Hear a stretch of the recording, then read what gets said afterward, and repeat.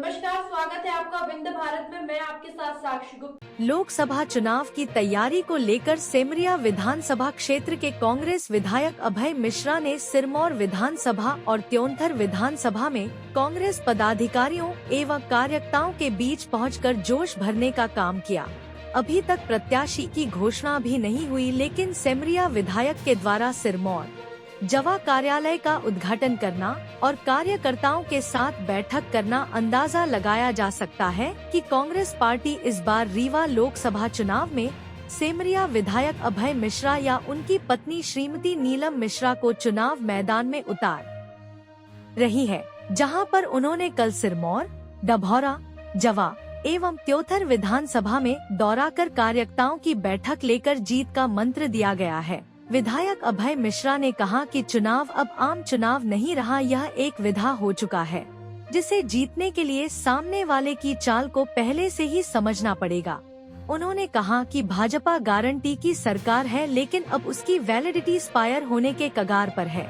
जिस दिन लोकसभा चुनाव संपन्न हो जाएगा और परिणाम घोषित हो जाएंगे, उसी समय से भाजपा एक्सपायर हो जाएगी, जिसकी शुरुआत रीवा नगर निगम चुनाव से शुरू हुआ, फिर सेमरिया विधानसभा और अब रीवा लोकसभा से।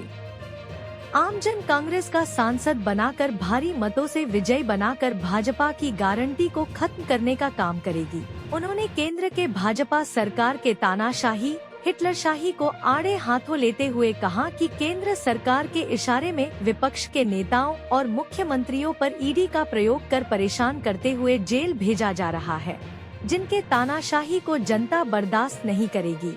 बैठक के दौरान रीवा सांसद व भाजपा लोकसभा प्रत्याशी पर जमकर हमला करते हुए कहा कि वर्तमान भाजपा प्रत्याशी भ्रष्टाचार से लिप्त है। जब पहली बार चुनाव लड़े थे तो उनकी मां ने कहा कि मेरे बेटे के पास कुछ भी नहीं है, लेकिन आज उनके पास करोड़ों के कारखाने, मकान व अन्य प्रॉपर्टी है। ये सब कहां से आए? 10 साल पूरे होने को है, पूरे जिले में सांसद निधि से कोई कार्य नहीं हुआ, बल्कि 50% पर कार्य चलता रहा। उन्होंने कहा कि जनार्दन मिश्रा उप मुख्यमंत्री राजेंद्र शुक्ला की रबर स्टाम्प है, जिसके इशारे पर कार्य किया जाता है। श्री मिश्रा ने कहा कि जनार्दन मिश्रा शुक्ला जी के प्राइवेट फैक्ट्री है, जिनके 10 वर्ष का कुंडली एवं उनका हिसाब किताब जनता के बीच रखा जाएगा। 10 वर्ष बीत गए, सांसद द्वारा गोवर्धन योजना तक लागू नहीं किया, नहीं आज तक सांसद में कोई अपनी बात रखी। उन्होंने चुटकी लेते हुए कहा कि अभी सांसद कुहू कुहू कर रहे हैं, चुनाव के बाद हुआ करेंगे। उप मुख्यमंत्री राजेंद्र शुक्ला पर आरोप लगाते हुए कहा कि शुक्ला जी दूसरे प्रत्याशी को चांस क्यों नहीं देते, क्योंकि उनकी मंशा ठीक नहीं है। जो उनके कठपुतली है, उन्हें बार बार चांस दिलाने का कार्य करते हैं, लेकिन इस बार जनता सबक सिखाएगी।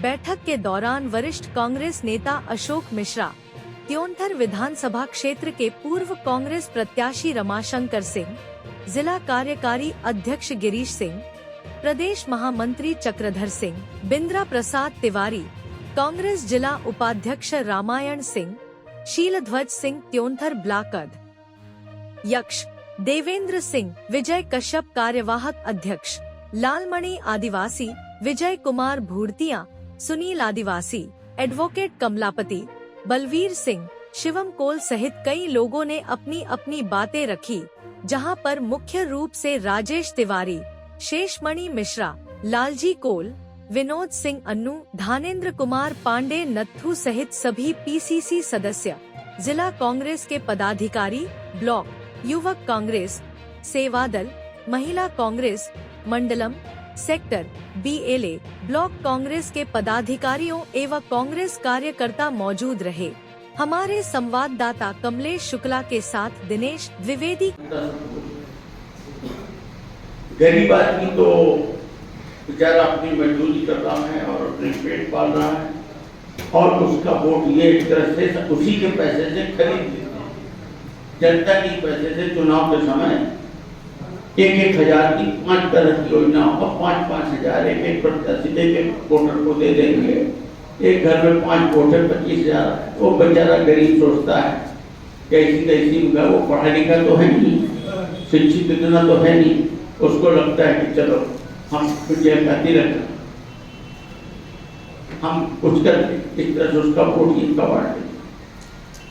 बाकी ये भय आतंक दबाव बना करके जिस तरह से चुनाव को लड़ते हैं और जीतते हैं, और हमारी ओर से क्या गेंद फंसी कहाँ है, पहले भेद समझ लीजिए। पहले आप गांठ अगर समझ लेंगे कि लगी कैसे, तो गांठ को आपको गांठ कैसे लगी है।